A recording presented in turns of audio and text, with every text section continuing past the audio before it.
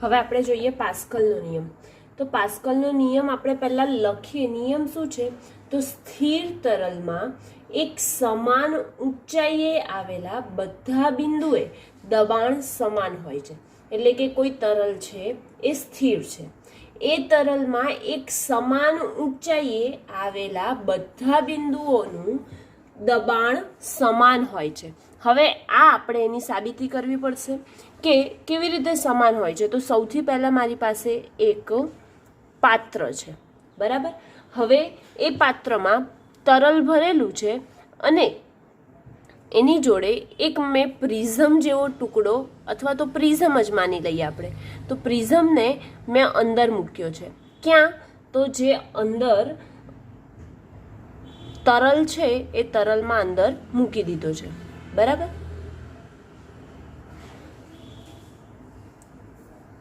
આ રીતે પ્રિઝમનો ટુકડો અંદર મૂકેલો છે. હવે આ પ્રિઝમનો આખો ટુકડો છે તો એની સપાટીને નામ આપી દઈએ. તો આ સપાટી ધારો કે ABC છે. એવી જ રીતે આ બીજી જે સપાટી છે એ સપાટી DE અને F છે. હવે આ બધી ત્રણેય સપાટી છે તો ત્રણેય સપાટી પર તરલનું દબાણ લાગશે. આપણે આગળ જોઈ ગયા છે કે જો કોઈ પણ તરલ ભરેલું હોય તો એની જોડે જે સંપર્ક સપાટી છે એને શું લાગે છે? દબાણ લાગે છે. એનો મતલબ કે એને દબાણ લાગશે. અને આ જે છે એ કેટલું બળ છે? ધારો કે ધારી લઈએ છે કે અહીંયા FA જેટલું બળ લાગે છે. તેવી જ રીતે આ બાજુ જે છે FC જેટલું બળ લાગે છે અને આ બાજુ જે છે અંદર બાજુ એ FB જેટલું બળ લાગે છે, બરાબર. અને એ જે ખૂણો બનાવે છે એ ખૂણો આપણે ધારી લઈએ કેટલો? થીટાનો. એટલે કે અહીંયા θ1 બનતો હોય તો આ બાજુ કયો ખૂણો બનશે? θ2. હવે સૌથી પહેલા પાસ્કલનો નિયમ આપણે લખીએ. તો નિયમ શું છે? સ્થિર તરલમાં એક સમાન ઊંચાઈએ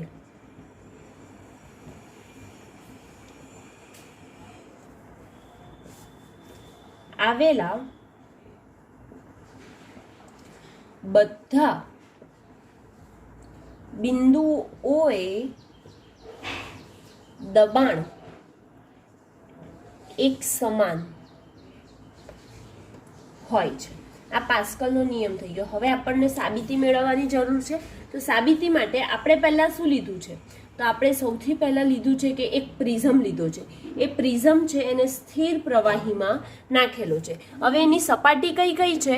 તો ABC અને DEF એ સ્થિર પ્રવાહીમાં અંદર નાખેલો છે. જે આપણે લીધું છે એને તો આપણે લખી કાઢીએ કે પ્રિઝમને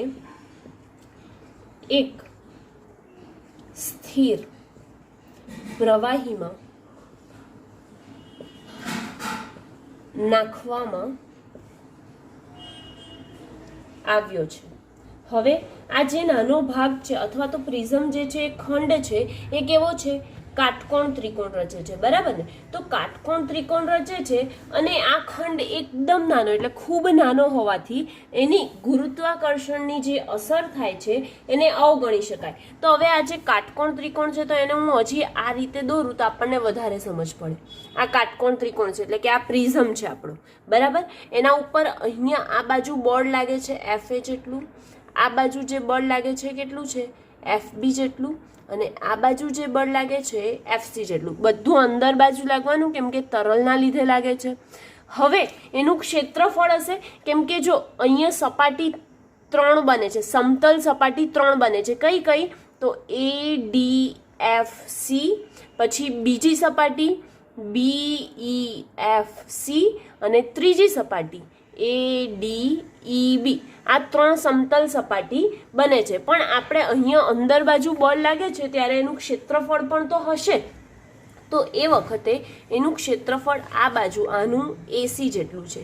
એવી જ રીતે આનું ક્ષેત્રફળ AA જેટલું હશે કેમ કે અહીંયા આપણે આ સપાટી A ધારી છે માટે AA. અને આ બાજુ જે ક્ષેત્રફળ છે એ કેટલું હશે? તો AB જેટલું હશે. પરંતુ આપણે અહીંયા જોઈ શકીએ છીએ કે આ એક્ઝેક્ટ X દિશામાં છે એટલે કે અંદર અને બહાર અને અહીંયા પણ અંદર અને બહાર છે, પરંતુ આ તો ક્રોસમાં લાગે છે. તો હવે આનામાં કઈ એક્સ લેવાની ને કઈ વાય લેવાની એ પ્રશ્ન થાય. માટે આપણે શું કરીશું, આમાં શું કરીએ કે એના ઘટકો લઈએ છીએ. ઘટકો શું લઈશું, તો FB જે છે એ અંદર બાજુ લાગે છે, માટે અંદર બાજુ જો FB લાગતું હોય તો એના ઘટકો એક કઈ બાજુ આવશે, તો એના ઘટકો એક આ બાજુ આવશે અને એક ઘટક આ બાજુ આવશે. તો આ બાજુ જે ઘટક આવે છે એ નીચે બાજુ છે, માટે FB cos થીટા થઈ જશે, અને અહીંયા આ બાજુ છે એટલે FB sin થીટા. સેમ એવી જ રીતે AB માટે લઈશું. તો AB માટે શું કરીશું, તો AB માં ક્રોસમાં આમ લાગે છે, તો એના માટે આ બાજુ લાગશે એક અને એક આ બાજુ. તો આ મેન AB, એના માટે x દિશાનો ઘટક AB sin થીટા અને y દિશામાંનો ઘટક AB cos થીટા જેટલું થશે. એટલે કે જેટલું અંદર લાગે જેટલું જ બહાર લાગશે. માટે કહી શકીએ કે સ્થિર અવસ્થામાં રહેલા પ્રવાહીમાં એક ખંડ વિચારો. હવે આ ખંડમાં ABC અને DEF બે કાટકોણ ત્રિકોણ બને છે અને તેનામાં ટોટલ 3 સમતલ સપાટી બને છે. તો સમતલ સપાટી કઈ છે પહેલા તો આપણી પાસે છે ADFC. સમતલ સપાટી ADFC સપાટી પર નું ક્ષેત્રફળ કેટલું છે, ADFC સપાટીનું ક્ષેત્રફળ આપણે કેટલું લીધું, AB જેટલું લીધું, માટે તેનું ક્ષેત્રફળ AB છે. તેના પર લાગતું બળ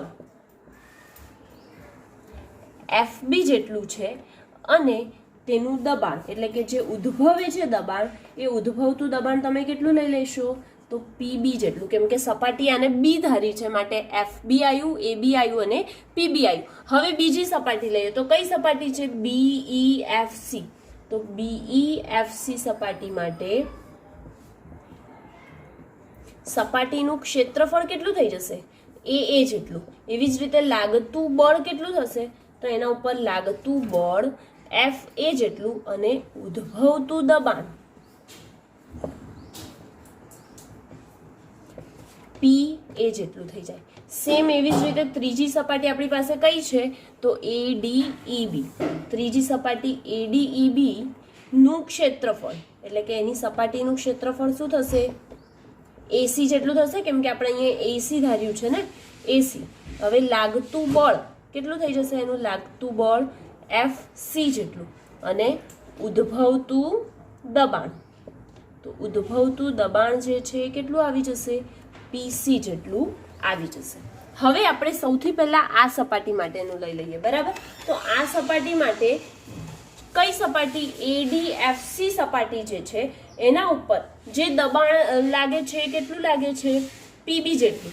માટે PB બરાબર તમે શું લખી શકશો, તો PB બરાબર બળ છેદમાં ક્ષેત્રફળ એટલે કે FB છેદમાં AB. આ સમીકરણ 1 આપી દઈએ આને, બરાબર. એવી જ રીતે બીજું છે, બીજી સપાટી A વાળી છે, તો A વાળી માટે બી લખીએ તો PA બરાબર FA છેદમાં AA. પરંતુ FA કઈ દિશામાં લાગે છે, ઉપર તરફની દિશામાં, બરાબર ને. તો ઉપર તરફની દિશામાં લાગતું હોય તો એવું ને એવું એના સામે એના વિરુદ્ધ દિશા હોય. કેમ કે આપણે ન્યૂટનની ગતિનો ત્રીજો નિયમ જોઈ ગયા હતા. તો એના મુજબ એની સંતુલન સ્થિતિ કઈ થઈ જશે, FA ની FB cos થીટા. કેમ કે FA ઉપર લાગે છે તો એના જેવું જ નીચે લાગતું બળ કયું છે, FB cos થીટા. માટે આપણે લખીશું FA ની જગ્યાએ FB cos થીટા, રાઈટ. હવે નેક્સ્ટ AB છે, સોરી AA છે. તો AA ક્યાં લાગે છે, નીચે તરફ. તો નીચે તરફ લાગે છે તો એવું ને એવું ક્ષેત્રફળ ક્યાં લાગવું જોઈએ, ઉપર તરફ લાગવું જોઈએ. તો ઉપર તરફ લાગતું ક્ષેત્રફળ આપણને કયું જોવાય છે, AB cos થીટા. એટલે કે આપણે લખીશું AB cos થીટા. ઓકે. તો હવે cos થીટા તો કેન્સલ થઈ ગયું. બચ્યું શું આપણી પાસે, તો FB છેદમાં AB બચ્યું. PA બરાબર, તો આને હું સમીકરણ નંબર 2 આપી દઉં, રાઈટ. હવે આપણે બીજું શેનું બાકી રહ્યું, તો PC વાળું બાકી રહ્યું. તો સપાટી કઈ વાળી, સપાટી ADEB છે એના ઉપર ઉદ્ભવતું દબાણ PC બરાબર કેટલું થઈ જશે, FC છેદમાં AC થઈ જશે. બરાબર. એફસી છેદમાં જો એસી થઈ જતું હોય તો એફસી થી વિરુદ્ધ દિશામાં લાગતું બળ આપણે શોધવાનું. તો એફસી કઈ દિશામાં લાગે છે? આડી દિશામાં. તો આપણે કયું બળ શોધવાનું? આ બાજુ દિશામાં લાગતું બળ શોધવાનું. તો આ બાજુ કયું બળ લાગે છે? FB sine theta. તો લખીશું અહીંયા શું? એફબી સાઇન થીટા છેદમાં એસી ક્યાં બાજુ લાગે છે? બહાર તરફ લાગે છે. તો આપણે અંદર તરફનું બળ શોધવાનું, અંદર તરફનું ક્ષેત્રફળ શોધવાનું. અંદર તરફ ક્ષેત્રફળ કયું છે? A B sine theta. માટે અહીંયા શું લખશો તમે? A B sine theta. Sine theta cancel ઉપર નીચેથી. બચ્યું શું? એફબી છેદમાં એબી બચ્યું. એટલે કે આને હું સમીકરણ નંબર 3 આપી દઉં. હવે આ 1, 2 અને 3 સમીકરણ આવી ગયા. એના પરથી શું કહી શકો? પીબી બરાબર એફબી છેદમાં એબી આવે છે. પીએ બરાબર એફએ છેદમાં એએ આવે છે. સોરી, પીએ બરાબર એફબી છેદમાં એબી આવે છે અને પીસી બરાબર પણ એફબી છેદમાં એબી આવે છે. એનો મતલબ એ થાય છે અહીંયા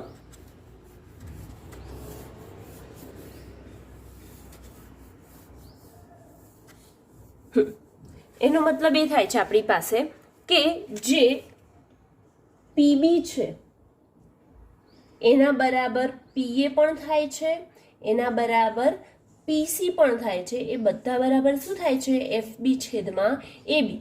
તેથી લખી શકાય કે પીએ બરાબર પીબી બરાબર પીસી. કેવી રીતે? તો સમીકરણ 1, 2 અને 3 નો ઉપયોગ કર્યો તો અમને આ જવાબ મળે છે. એટલે પીએ, પીબી અને પીસી એ દરેક જગ્યાએ કેવા હોય છે? સમાન હોય છે. એટલે કે આપણે નિયમ જે હતો એ શું હતો? સમાન હોવા જોઈએ દબાણ. તો આવે છે દબાણ સમાન. હા, સ્થિર તરલમાં એક સમાન ઊંચાઈએ આવેલા બધા બિંદુઓએ દબાણ એક સમાન હોય છે અને એની સાથે અહીંયા પાસ્કલનો નિયમ પૂરો થાય છે. ઊંડાઈ સાથે દબાણમાં ફેરફાર એટલે કે જે તરલ સ્તંભ છે આપણી પાસે કોઈ ધારીએ એમાં એ દબાણ એ તરલ સ્તંભની ઊંડાઈ h અને તરલની ઘનતા ρ પર કેવી રીતે આધાર રાખે છે એ આપણે જોઈએ અને તેના ક્ષેત્રફળ પર તે આધારિત નથી. બરાબર. તો મારી પાસે એક કન્ટેનર છે. હવે એ કન્ટેનર જે છે એની ઊંચાઈ ધારો કે h જેટલી ઊંચાઈ છે અને એનું ક્ષેત્રફળ એ છે. હવે આ જે કન્ટેનર છે એનામાં કોઈ તરલ ભરેલું છે. હવે આ જે તરલ ભરેલું હોય તો એને નીચે બાજુ કોઈ બળ લાગશે. કેટલું? mg જેટલું. માટે w બરાબર શું લખશો તમે? mg. હવે આ તરલ જે ભરેલું છે એમાં દરેક જગ્યાએ ઘનતા જુદી જુદી હશે કે સેમ હશે? તો જુદી જુદી હશે. કેમ સેમ હશે. કેમ સેમ હશે? કેમ કે તરલ જે છે એટલે કે પ્રવાહી જે છે એ કેવું હોય છે? અદબનીય. તો અદબનીય હોય માટે ઘનતા દરેક જગ્યાએ કેવી હોય છે? સમાન હોય છે. તો હવે આકૃતિ પરથી આપણને જોવાય છે કે આકૃતિ પરથી આપણે ρ ઘનતાવાળું પ્રવાહી શેમાં ભરી દીધું છે? પાત્રમાં. તો ρ ઘનતાવાળું પ્રવાહી પાત્રમાં ભરેલ છે. હવે આ પાત્રમાં ભરેલ છે તો એ પાત્રની ઊંચાઈ અથવા તો તરલ સ્તંભની ઊંચાઈ. બરાબર. તો પાત્રની ઊંચાઈ ધારો કે શું ધારીએ છીએ આપણે? h છે અને h ઊંચાઈ જેટલું આપણે તરલ ભરેલું છે. હવે એ વખતે એના ઉપર કયું બળ લાગે છે? વજન બળ લાગે છે. બરાબર. તો લાગતું વજન બળ w બરાબર કેટલું થઈ જશે? mg. માટે વજન બળ w બરાબર શું લખશો તમે?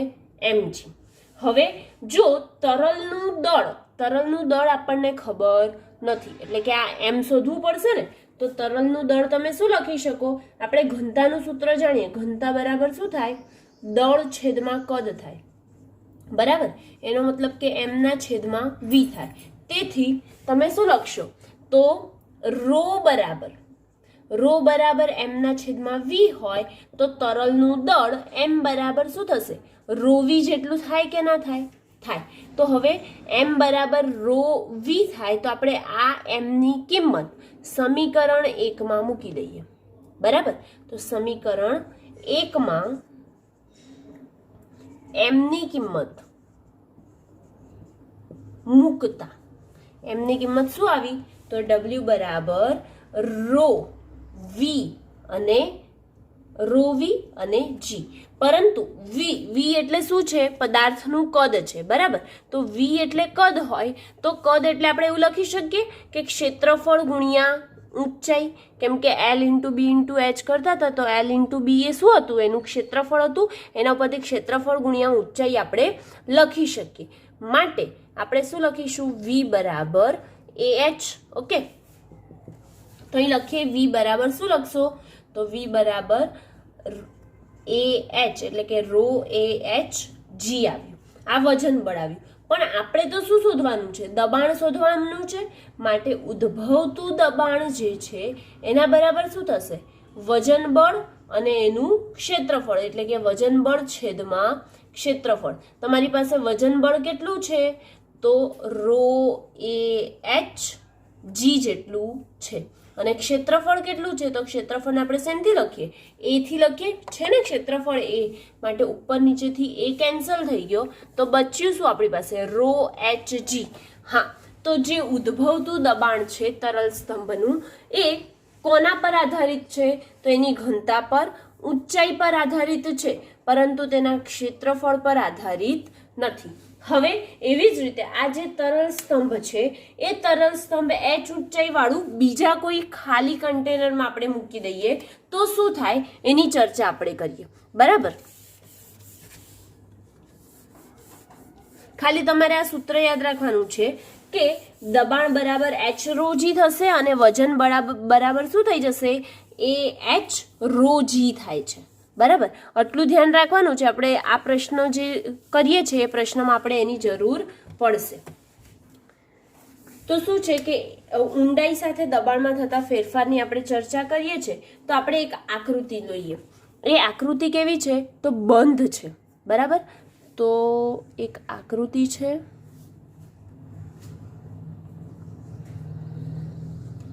બરાબર. એમાં અહીંયા એક બીજી નાનો તરલ સ્તંભ વિચારવામાં આવ્યો છે. હવે આ તરલ સ્તંભની ઊંચાઈ, તો તરલ સ્તંભની ઊંચાઈ કેટલી લેવી છે આપણે? તો H જેટલી આ તરલ સ્તંભની ઊંચાઈ છે. એની સપાટી 1 છે અને આ સપાટી 2 છે. એના ઉપર લાગતું નીચે તરફનું બળ હશે. અહીં જો કોઈ બિંદુ હોય તો નીચે તરફનું બળ કેટલું છે? mg છે. અને આ જે તરલ આપણે વિચાર્યું છે એ આની અંદર કન્ટેનરમાં ભરેલું છે, બંધ પાત્ર છે, બરાબર. તો હવે આ જે પાત્રમાં તરલ ભરેલું છે એના કારણે આ જે નાનો અંદર નળાકાર મૂક્યો છે એના ઉપર કોઈ દબાણ લાગશે કે નહીં લાગે? હા, એના ઉપર દબાણ લાગશે. ક્યાં બાજુ? અંદરની તરફ એના ઉપર શું લાગે છે? દબાણ લાગે છે, બરાબર. આ H તો છે જ, H જતો નથી રહ્યો આપણો. ઓકે, તો આકૃતિમાં એક બંધ પાત્રમાં રો ઘનતાવાળું, પેલા આકૃતિનું ડિસ્ક્રિપ્શન લખે છે. રો ઘનતાવાળું શું ભરેલું છે? સ્થિર પ્રવાહી ભરેલ છે. હવે તમે આ સ્થિર પ્રવાહી ભરી દીધું પછી આપણી પાસે આ સપાટી 1 છે અને આ સપાટી 2 છે. તો સપાટી 1 ઉપર દબાણ P1 જેટલું છે તો સપાટી 2 પર જે દબાણ છે એ કેટલું લઈ લઈશું આપણે? ધારો કે P2 જેટલું છે. એટલે કે લખી શકો તમે જો લખવું હોય તો આ પ્રવાહીમાં રો ઘનતાવાળું સ્થિર પ્રવાહી ભરેલું છે અને પ્રવાહીમાં નળાકાર તરલ સ્તંભ ધારેલો છે. તેની ઊંચાઈ h છે અને તેનું ક્ષેત્રફળ a છે. જે આપણે નળાકાર તરલ લીધો છે પાત્ર, નળાકાર પાત્ર, એની ઊંચાઈ h અને ક્ષેત્રફળ a છે. તો હવે a અને f h ઊંચાઈ હોય તો એનું દબાણ હશે પહેલા બિંદુ અને બીજા બિંદુએ. તો બિંદુ 1 પર દબાણ P1 થઈ જશે. તો P1 બરાબર શું લખશો તમે? તો પહેલા પર બળ પણ F1 જેટલું લાગશે માટે P1 બરાબર F1 અને ક્ષેત્રફળ તો બંને જગ્યાએ કેવું હશે? એક સરખું માટે F1 છેદમાં a. એવી જ રીતે બિંદુ 2 પર દબાણ P2 બરાબર શું લખશો? F2 છેદમાં a લખાય. પરંતુ આપણે ઉદ્ભવતું જો બળ જોવા જઈએ, એના ઉપર જે બિંદુ પર બળ ઉદ્ભવે છે એ બળ જોવા જઈએ તો શું થઈ જશે? તરલ સ્તંભ પર લાગતા બળો, બરાબર, એક તો F1 લાગશે, એક F2 લાગશે અને વજન બળ W જેટલું લાગશે. તો પહેલા માટે શું લખશો કે બિંદુ 1 પર ઉદ્ભવતું અથવા તો લાગતું બળ બરાબર F1 થશે, બરાબર શું લખશો? A P1. એવી જ રીતે બિંદુ 2 પર લાગતું બળ F2 બરાબર શું લખશો? A P2. સેમ એવી જ રીતે વજન બળ છે તો વજન બળ W બરાબર લખી શકાય mg. તો વજન બળ W બરાબર શું લખ્યું? mg. પરંતુ મેં તમને આગળ જે ચલાવ્યું એમાં જ કહી દીધું કે તમારે W ની કિંમત યાદ રાખવાની છે. કેટલી હતી? Ah rho g હતી, બરાબર. હવે આ દબાણ છે, આ બળ છે એ ક્યાં બાજુ લાગશે? અંદર બાજુ કે ઉપર બાજુ? તો ના, એ અધો દિશામાં લાગશે, બરાબર. એવી જ રીતે F2 છે એ ઉપર બાજુ લાગશે કે નીચે બાજુ ધક્કો મારશે? ઉપર બાજુ લાગશે, એટલે કે એની દિશા કઈ થઈ જશે? ઉર્ધ્વ થઈ જશે. અને mg, તો mg ક્યાં લાગશે? નીચે બાજુ. ગુરુત્વાકર્ષણના લીધે mg તો ક્યાં જ લાગશે? નીચે લાગશે, માટે અધો દિશા. હવે અધો દિશામાં લાગતા બળ બરાબર શું થઈ જશે? ઉર્ધ્વ દિશામાં લાગતા બળ. તો અધો દિશામાં લાગતા બળ બરાબર શું લખશો તમે? ઉર્ધ્વ દિશામાં લાગતા બળ. અધો દિશામાં કયા બળ લાગે છે? તો અધો દિશામાં લાગે છે AP1, બરાબર. અને બીજું અધો દિશામાં શું લાગે છે? તો AH rho g લાગે છે. એવી જ રીતે ઉર્ધ્વ દિશામાં શું લાગે છે? AP2 લાગે છે, માટે આપણે શું લખ્યું? AP2. જો તમારે F1 અને W લખવું હોય પછી એના બરાબર F2 કરવું હોય તો પણ લખી શકાય. આપણે શું કર્યું? ડાયરેક્ટ એની કિંમત જ લખી કાઢી. હવે મારે આ જે P2 છે અને P1 છે એને કોઈ પણ એક સાઈડ લઈ જવું છે. તો AH rho g as it is, AP2 as it is, AP1 ને હું આ બાજુ જમણી બાજુ લઈ જાઉં છું એટલે માઇનસ AP1 થઈ ગયું. હવે આમાંથી એ કોમન નીકળે તો એને કોમન કાઢીએ તો બચે શું આપણી પાસે?